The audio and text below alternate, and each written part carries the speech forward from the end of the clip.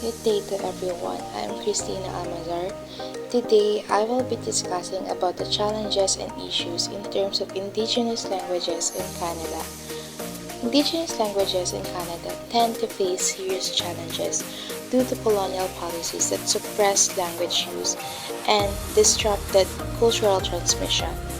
And today, many languages are endangered, with communities facing limited resources, underfunding, and systemic barriers in revitalization efforts. The key components of this report, which I will tackle later on, are: first is the implementation gaps, second is the social attributes or discrimination, lastly is the access and equity issues. So let's begin with the implementation gaps. The first that we have is the need for the sustainable funding. One of the most pressing issues is the absence of long-term and stable funding. Indigenous communities require consistent financial resources for language programs, educational materials, and teacher training. Short-term or one-time grants are inadequate for the sustained effort needed to revitalize the language. Long-term funding ensures program continuity, and it allows for strategic planning and enables the development of comprehensive language resources. So without it, programs tend to struggle to maintain momentum and achieve their goal. Second is the language rights and legal recognition.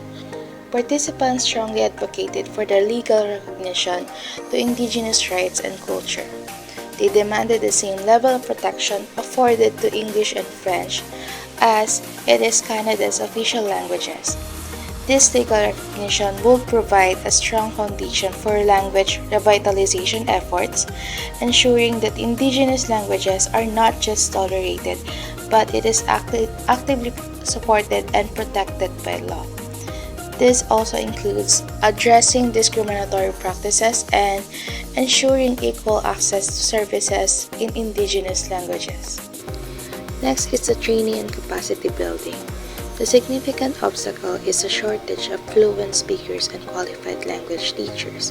Communities stress the importance of investing in teacher development, creating culturally relevant curricula, and developing learning resources that reflect Indigenous worldviews.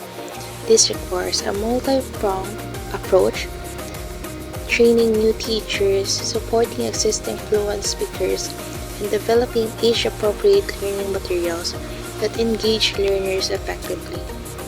Lastly is the accountability and partnership.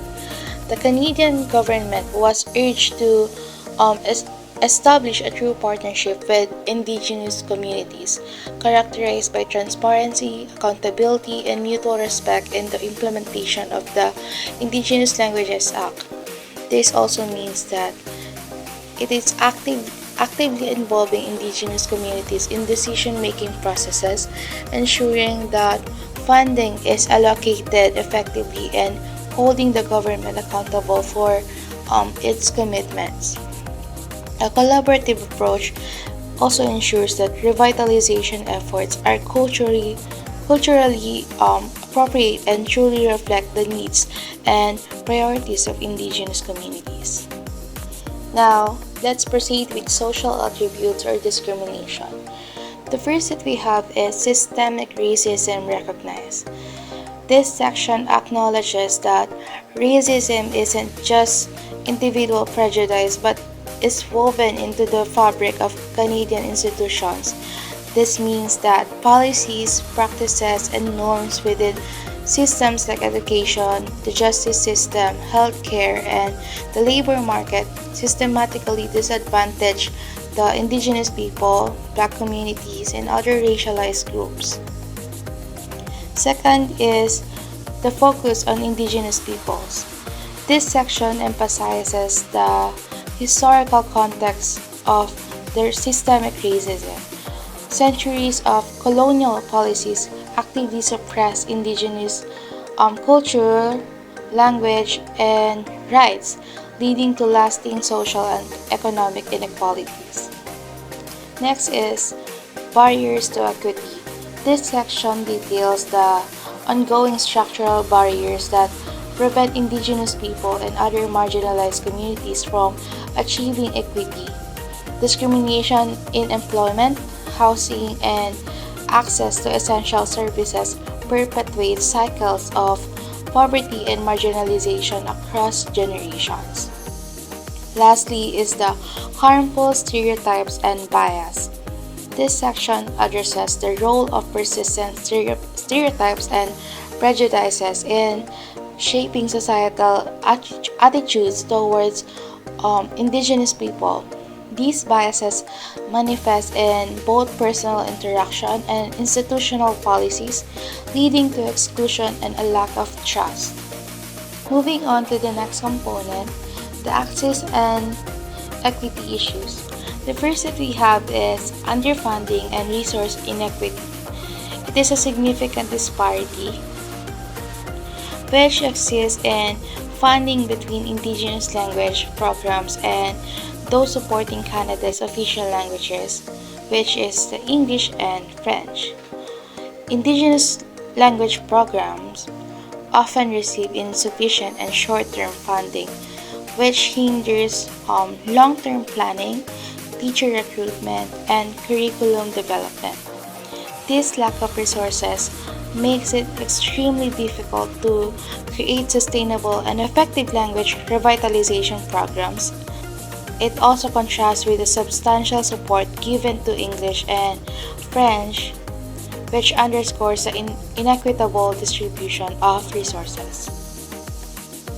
Next is the systemic barriers in institutions.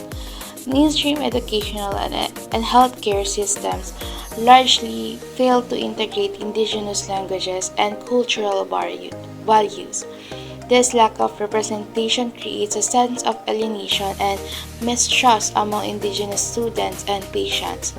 When their identities and languages aren't acknowledged or respected within this institution, it leads to a feeling of exclusion and undermines efforts to provide culturally appropriate and effective services.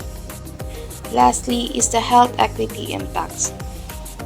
The connection between language identity and mental well-being is crucial. Disconnection from one's language can have a profoundly negative impact on mental health. This is particularly relevant for indigenous populations, where the inability to access language and culturally appropriate services contributes to health disparities, including higher rates of depression and suicide.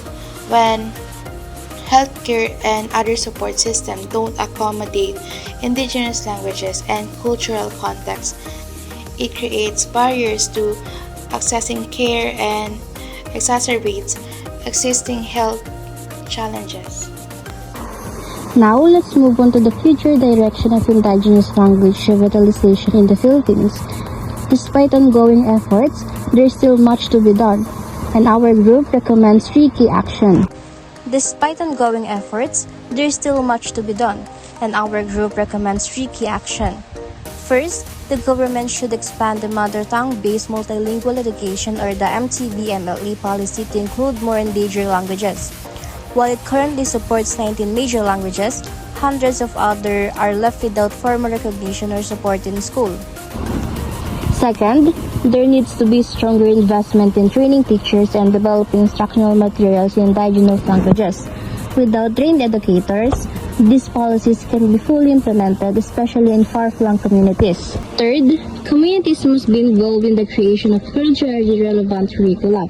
Local leaders, elders, and youth should play an active role in shaping how their languages is taught and preserved. We also believe in the power of youth, technology, and activism. Young people can preserve and promote their native languages by using platforms like TikTok, YouTube, and Facebook to create content in their mother tongue. In fact, some youth-led initiatives like Rekindle PH are already raising awareness about linguistic diversity. Digital tools such as mobile apps and online dictionaries can also make language learning more accessible, especially to the younger generation. Together, policy, technology, and grassroots activism can form a powerful trio in the fight to keep our indigenous languages alive. To wrap up, our research shows that while the Philippines has taken important steps to protect its linguistic diversity, many indigenous languages remain vulnerable. There are clear gaps in implementation, especially in areas like education access, teacher training, and public awareness.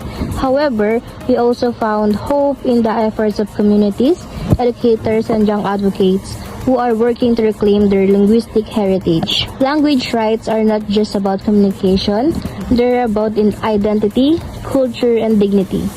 Supporting indigenous language revitalization means recognizing every community's right to be heard and understood in their own language. It is not only a matter of policy, but a matter of social justice.